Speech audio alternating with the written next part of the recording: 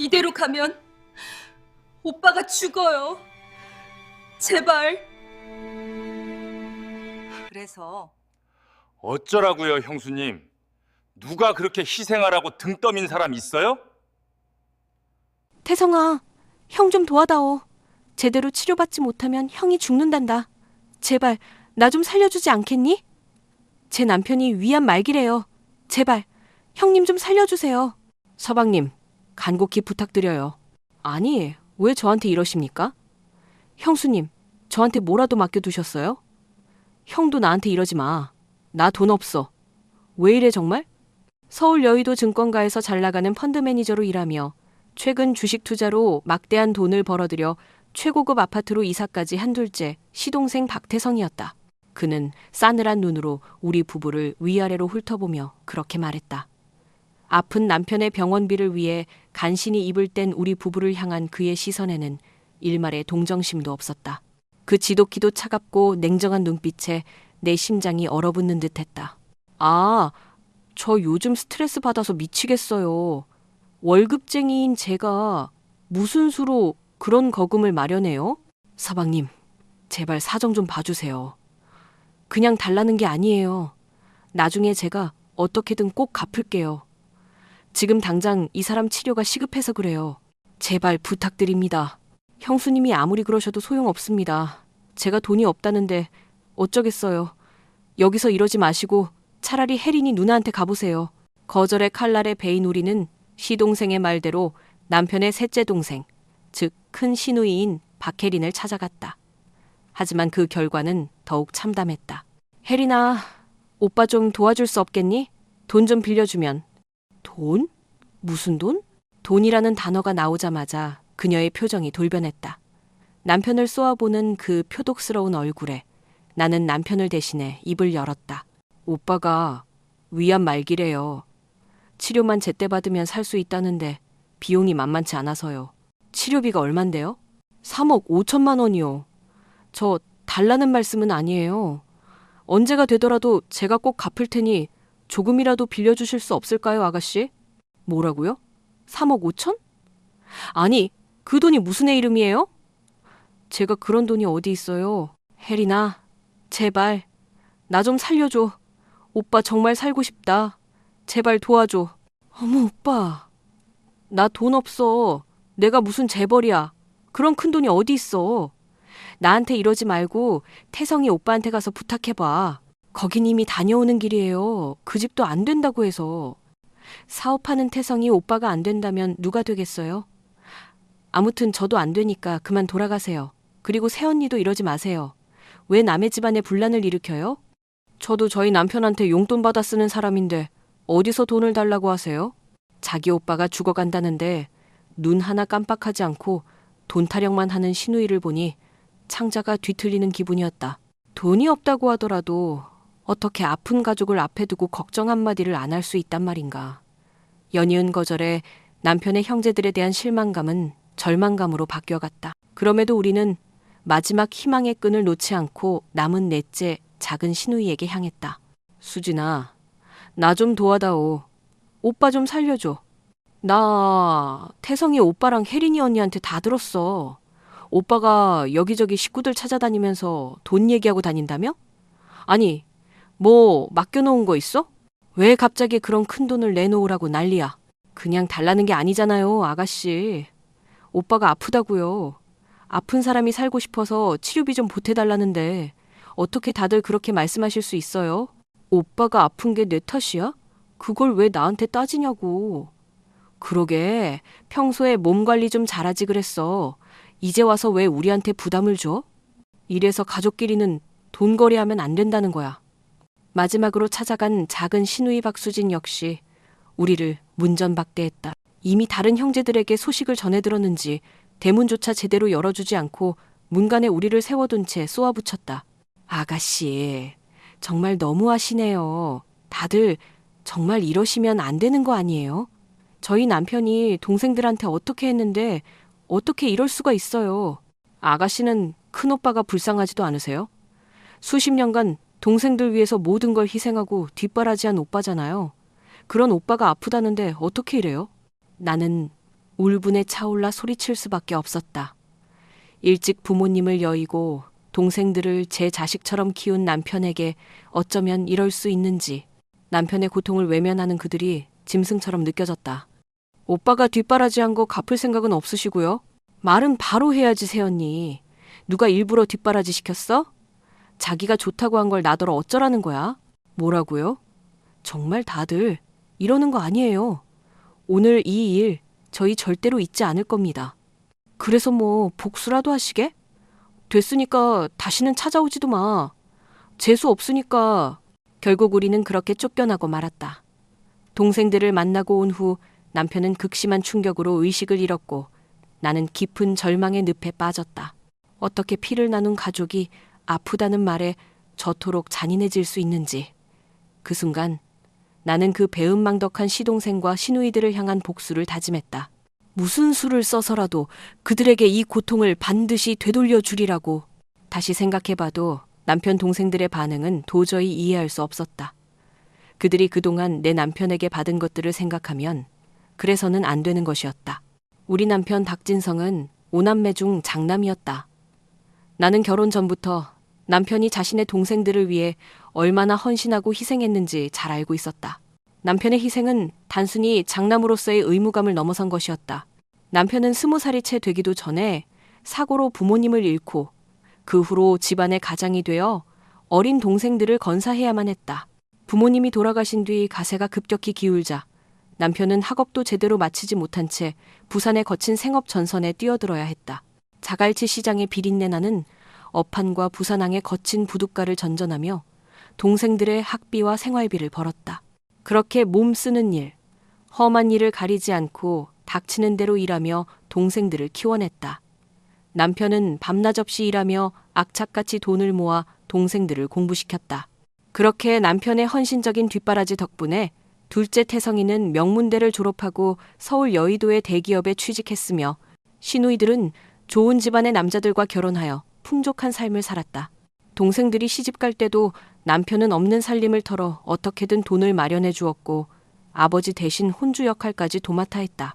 그렇게 남편은 항상 동생들을 먼저 생각했고 그들의 성공 뒤에는 남편의 피와 땀 그리고 젊은 시절의 모든 것이 녹아 있었다.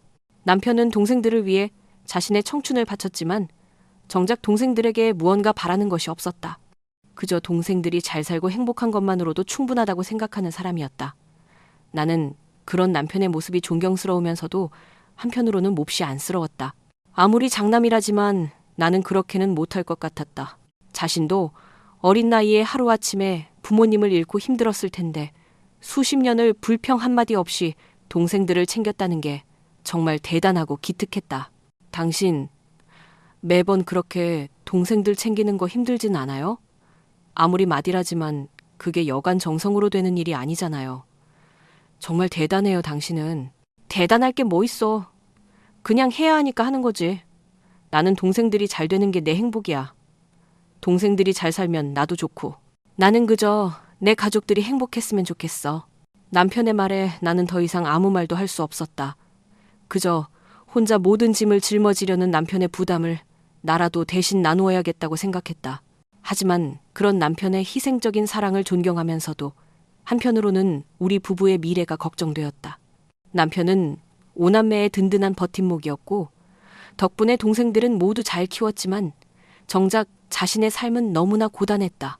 남편은 고등학교도 중퇴하고 일을 시작해 나중에서야 겨우 검정고시로 졸업장을 땄다. 짧은 학력 때문에 할 수 있는 일은 제한적이었고 어렵게 작은 수리점을 차렸지만 그마저도 잘 되지는 않았다. 나와 남편은 누구보다 열심히 살았지만 노력만큼 운이 따라주지는 않았다. 게다가 매번 동생들이 힘들 때마다 도와주는 남편이다 보니 모아둔 돈도 거의 없었다.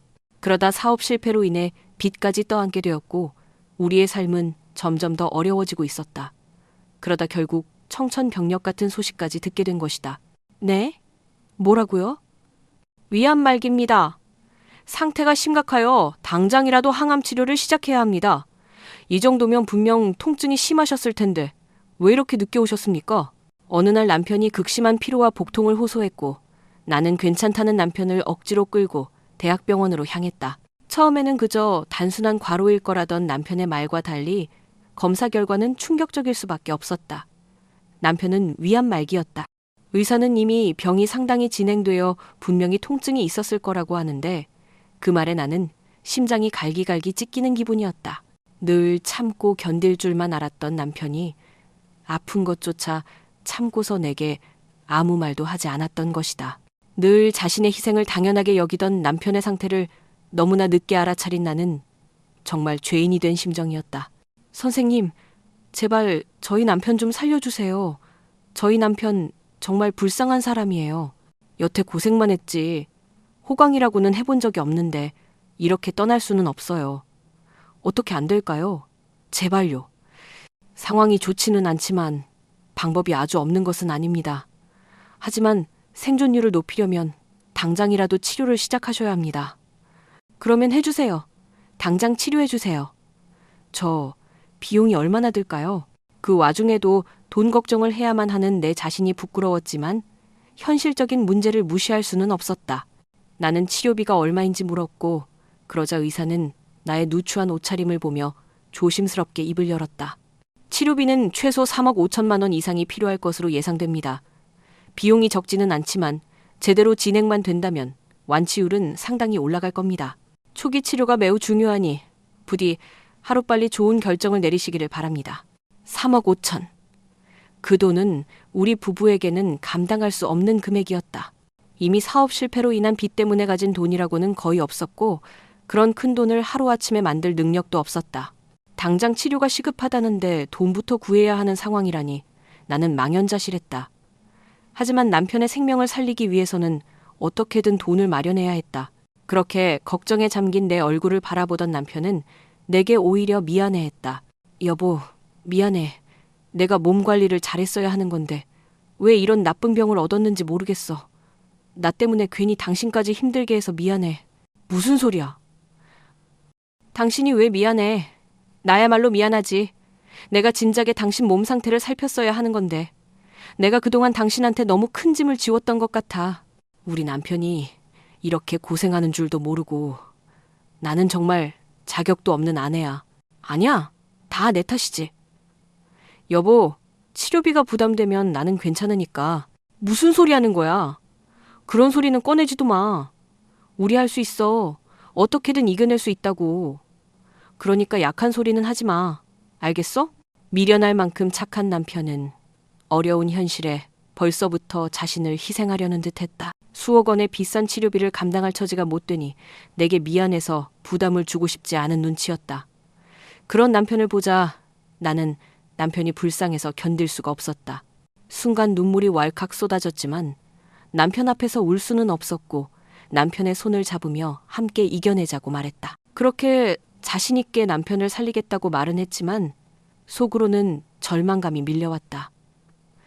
돈만 있으면 살릴 수 있을 텐데 그 큰 돈을 당장 구할 수가 없었으니까. 그렇게 우리는 고민 끝에 결국 남편의 동생들에게 도움을 요청하기로 했다. 여보, 혹시 서방님들이나 아가씨들한테 말해보면 어떨까? 동생들이 당신 식구들이잖아. 이럴 때 가족이 있는 건데 다들 십시일반으로 도우면 해결될 수도 있잖아. 글쎄, 애들은 내 앞에서 맨날 힘들다는 소리만 하는데 동생들이 그럴 여력이 될까? 큰 서방님은 여의도에서 잘 나가고 아가씨들도 남부럽지 않게들 사는데 다들 어떻게든 되지 않겠어? 그리고 당장 당신이 아프다는데 아마 상황을 알리면 당신 동생들도 어떻게든 도우려고 할 거야.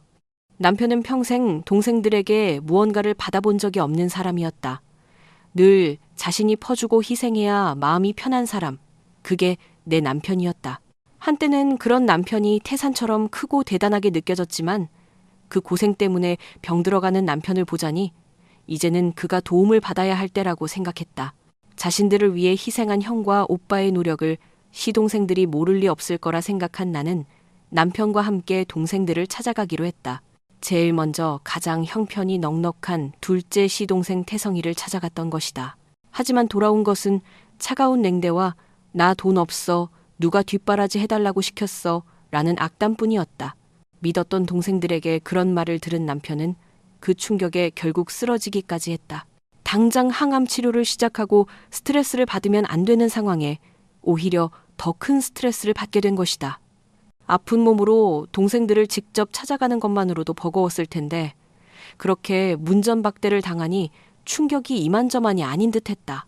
그제야 나는 동생들을 찾아가자고 한 내 결정이 후회스러웠다. 나도 정말 그렇게 될 줄은 몰랐다. 아무리 힘든 사정이라도 아픈 남편을 위해서 다들 나서줄 거라 생각했는데 돈 앞에서 그들은 내 남편을 외면했다.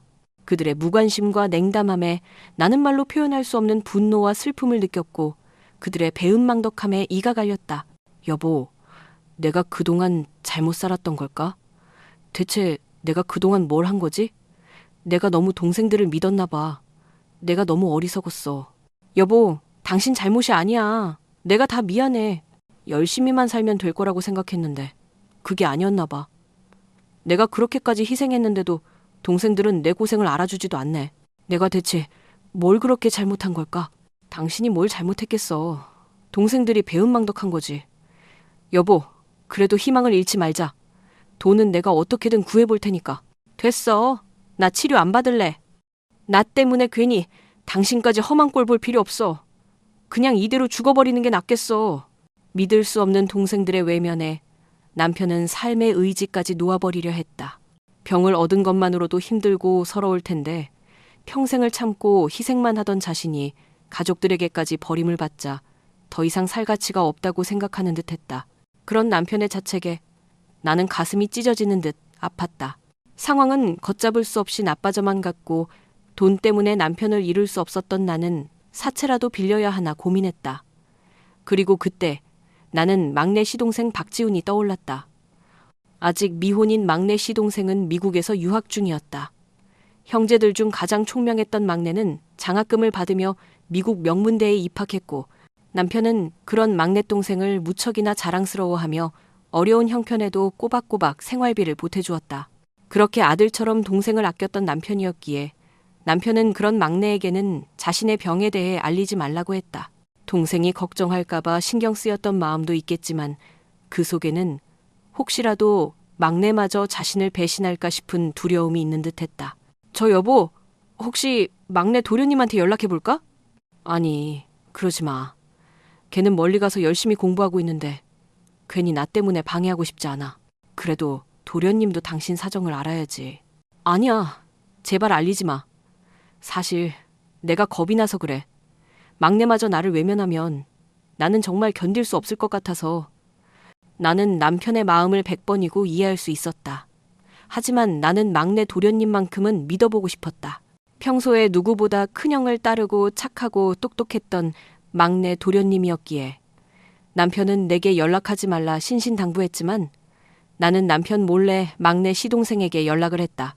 형이 아프다고요? 어쩌다가 그렇게 됐어요? 지금 형이 많이 힘들어하고 있어요. 다른 형제들은 관심도 없는 것 같고 저도 형도 많이 힘들어요. 그래서 그런데 도련님이라도 좀 와줄 수 있을까 해서요.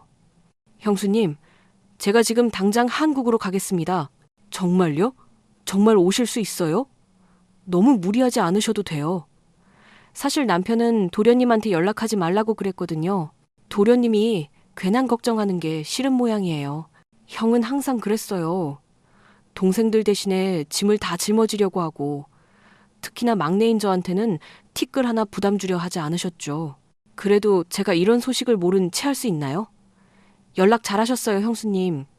곧장 한국으로 돌아갈 테니 걱정하지 말고 계세요. 막내 도련님의 말에 나는 눈물이 왈칵 쏟아졌다. 절망 속에 한 줄기 빛이 비추는 듯했다. 그렇게 남편을 만나려 병실 문을 열고 들어선 막내 도련님은 침대에 누워있는 남편을 보고는 말을 잇지 못했다. 병마로 인해 야위고 초췌해진 남편의 모습에 적잖이 큰 충격을 받은 듯했다. 형, 우리 큰형, 왜 이렇게 됐어? 왜 이렇게 야위었어? 막내야, 네가 어떻게 여기? 내가 연락했어요. 도련님도 알고는 계셔야 할 것 같아서. 이러고 있으면 나한테 말을 해야지. 형은 아직도 내가 어린애로만 보여? 왜 나한테 아픈 걸 숨겼어? 남편은 도련님의 말에 그동안 참았던 눈물을 쏟아내었다. 다른 가족들이 자신의 상황을 비웃으며 외면만 했는데 정작 가장 어린 막내 동생이 자신을 걱정해주니 그 감동을 어찌 말로 다 할 수 있겠는가. 오랜만에 만난 두 형제는 서로를 끌어안고 한참 동안 눈물을 흘렸다. 고맙다, 막내야. 정말 고마워. 네가 와준 것만으로도 형은 힘이 난다. 형은 내가 꼭 살릴 거야. 내가 절대로 형 죽도록 내버려 두지 않을 거야. 네가 무슨 돈이 있다고 그래? 형은 괜찮아. 너는 얼른 미국으로 돌아가서 공부 열심히 해. 형 일은 형이 알아서 할게. 형, 나 계속 어린애 취급하지 마. 나도 이제 30 넘은 어른이야. 나도 형한테 충분히 도움될 수 있다고. 남편은 끝까지 막내 동생에게 짐이 되고 싶지 않다고 했다. 하지만 도련님은 고개를 저으며 단호하게 말했다. 형은 나한테 아버지나 다름없는 사람이야. 나 겨우 7살 때 부모님 돌아가시고 그날 이후로 형이 나를 대신 키웠잖아. 부모님 사랑도 모르고 자란 나를 돌보고 챙긴 건 형이었어. 그런 형은 나한테 아버지나 마찬가지야. 근데 내가 그런 형이 그냥 죽는 걸 두고 볼 줄 알아? 지훈아, 그 어리던 네가 언제 이렇게 큰 거니? 우리 막내 다 컸네. 그래, 나 이제 다 컸어. 그러니까 이제는 형이 나한테 기대. 내가 형한테 도움받은 것만큼 내가 갚을게. 치료받으면 살 수 있어. 그러니까 형, 내가 꼭 살려낼게. 도련님은 남편을 당장 치료받게 할 거라며 꼭 살리겠다고 했다. 하지만 나는 그 말이 그냥 위로하는 말인 줄 알았다. 유학생이 무슨 수로 3억 5천이라는 큰 돈을 만들까 싶었기 때문이다. 그런데 막내 시동생은 그동안 우리가 알지 못했던 놀라운 사실을 털어놓았다. 네, 마음은 알겠지만 네가 해결할 수 있는 일이 아니야. 막내야, 네가 무슨 돈이 있다고. 아니야 형, 나 돈 있어. 사실 나 몇 년 전에 사업을 시작했거든. 완전히 자리 잡고 큰형한테 은혜 갚을 때까지 비밀로 하려고 그랬는데 이제는 말해야겠네. 나 돈 많아. 형 목숨 살릴 능력 충분히 있어. 우리는 그동안 막내 시동생이 힘들게 유학 생활을 하며 공부만 하고 있는 줄 알았다. 그런데 공부만 하는 줄 알았던 막내 시동생이 몇 년 전부터 미국에서 스타트업을 시작했다고 하는 것이었다. 남편이 보내준 학비와 생활비를 아껴 종잣돈을 마련했고 뛰어난 아이디어와 기술력으로 사업을 성공시켰다고 했다. 심지어 이미 미국 실리콘밸리에서 주목받는 젊은 CEO로 자리 잡고 있다고 했다. 세상에, 도련님이 대표님이시라고요? 너무 대단해요. 지훈아, 우리 막내 성공했구나. 어린 동생 고생만 시킨 줄 알고 늘 미안했는데 너는 그곳에서도 이렇게 열심히 살았구나. 남편은 막내 동생의 성공담을 듣고 무척이나 기뻐했다. 자식처럼 뒷바라지했던 동생이 잘된 것을 들으니 부모된 마음으로 기뻤던 것이다. 그러니까 이제 내가 형 돕게 해줘. 내가 성공한 건 전부 형 덕분이야. 형이 우리 남매들 때문에 뭘 포기하고 희생했는지 나는 너무나 잘 알고 있어. 어쩌면 형이 아프게 된 것도 다 우리 때문일지 몰라. 다른 형, 누나들은 그걸 모른 척 했는지 모르겠지만 나는 절대로 아니야. 나는 끝까지 큰형 지킬 거야. 다행히 막내 시동생은 형에 대한 깊은 존경심과 사랑을 가지고 있었다. 나는 그런 시동생의 진심에 눈물이 핑 돌았다. 남편의 헌신적인 희생을 알아주는 사람이 하나라도 있다는 사실에 너무나 감격했다. 형, 걱정하지 마. 앞으로 형의 치료비며 생활비까지 전부 내가 책임질게. 내가 꼭 형을 살려낼 거야. 막내 시동생은 곧바로 남편의 치료를 위해 움직였다. 미국에서 쌓은 인맥을 활용하여 한국 최고의 암센터에 연락했고 남편을 좋은 병원으로 옮겨 바로 치료를 시작할 수 있게 해주었다. 그렇게 남편은 막내 동생의 도움으로 최고의 치료를 받기 시작했다. 남편이 회복되는 모습을 보면서 안도의 한숨을 내쉬었고 남편은 다시 웃음을 되찾을 수 있었다. 남편의 치료가 진행되는 동안 나는 막내 시동생에게 다른 시동생들의 만행에 대해 상세하게 털어놓았다. 그들이 남편에게 얼마나 매몰차게 대했고 어떻게 우리를 외면했는지 심지어 남편의 고생을 무시하는 폭언까지 서슴지 않았다는 사실을 전부 말했다. 시동생은 나의 이야기를 듣고 분노에 치를 떨었다. 어떻게 감히 그럴 수가 있어요? 형이 우리들을 위해 얼마나 희생했는지 잊어버린 거래요? 남편이 그 일로 충격을 많이 받았었나 봐요. 쓰러지기까지 하고 정말 힘들었어요. 그런 남편을 살려준 게 도련님이죠. 착한 남편은 바보처럼 상처만 받고 동생들을 원망하지도 못해요. 동생들이 그러는 것마저도 다 자기 탓이라고 하거든요. 형수님 말씀이 맞아요. 고마운 걸 모르고 가족이 아픈 걸 외면한 그 사람들이 잘못된 거죠.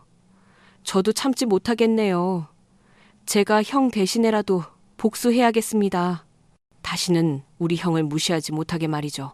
막내 시동생은 배은망덕한 다른 형제들에게 반드시 대가를 치르게 하겠다고 다짐했다. 나는 그의 단호한 태도에 왠지 모를 통쾌함을 느꼈다. 그렇게 막내 시동생은 내 얘기를 듣고 곧바로 복수를 실행에 옮겼다. 최고의 법무법인을 찾아간 막내 시동생은 변호사에게 그동안 남편이 다른 동생들에게 건넸던 돈들을 돌려받을 수 있을지 의뢰했다. 그동안 남편이 다른 형제들에게 보냈던 금전 내역들을 증명할 수 있는 통장 내역, 송금 확인서, 그리고 사업자금 내역들을 모두 가지고 말이다. 쉽지는 않겠지만 이 정도 자료면 충분히 부당이득 반환 청구 소송을 진행할 수 있겠습니다. 형님께서 동생들에게 증여한 것으로 간주될 수도 있지만 장남으로서의 희생과 뒷바라지였다는 점, 그리고 나중에 갚겠다는 약속들이 있었던 점을 강조하면 충분히 돈을 돌려받을 명분이 있습니다. 가족 간의 일이라 어려울지 모르겠지만 그 돈들을 꼭 돌려받아야 합니다. 소송 비용은 얼마가 들어도 좋으니 꼭 그들이 법적으로 책임을 지게 도와주십시오. 막내 시동생은 변호사와 함께 소송을 준비했다. 나는 그동안 우리를 무시했던 동생들이 어떤 반응을 보일지 궁금했다. 마음 약한 남편은 막내의 계획을 듣고 망설이는 듯 했지만 막내 시동생은 단호했다. 형, 그래도 가족인데 정말 그렇게까지 해야 할까? 먼저 가족의 정을 저버린 건 그 사람들이야. 태성이 형 주식 투자 실패해서 돈 없다고 했지? 아니야. 강남에 수천만 원짜리 골프 회원권 끊고 최근에 외제차도 새로 뽑았대. 알아보니 이번에 투자한 데서 대박이 났다고 하더라고. 태성이가 그게 정말이야? 분명 나한테는 돈 한 푼 없다고 했는데. 그래. 그리고 누나들도 돈 있었어. 백화점에서 1년에 수천만 원씩 쓰는 VVIP 고객들이야. 돈 없다는 거 다 새빨간 거짓말이지. 돈이 없는 게 아니라 있는데도 다들 큰형을 모른 척한 거야. 형이 죽어간다고 하는데도. 울분을 터뜨리며 말하는 막내 시동생의 얘기에 나는 치가 떨렸다. 다들 능력이 되면서도 제 남편을 모른 척했다는 게 너무나 어이가 없었다. 고민하던 남편은 결국 큰 결단을 내렸다. 그래? 네 말이 맞다. 내가 옛정에 사로잡혀서 잘못 생각했구나. 네 의견에 따를게. 네가 하자는 대로 다 할게. 막내 시동생이 형제들에게 소송을 제기한 지 며칠 후 예상대로 동생들은 고소장을 받고 분노하여 우리 집으로 쳐들어왔다. 형! 문 열어! 얼른 문 열라고!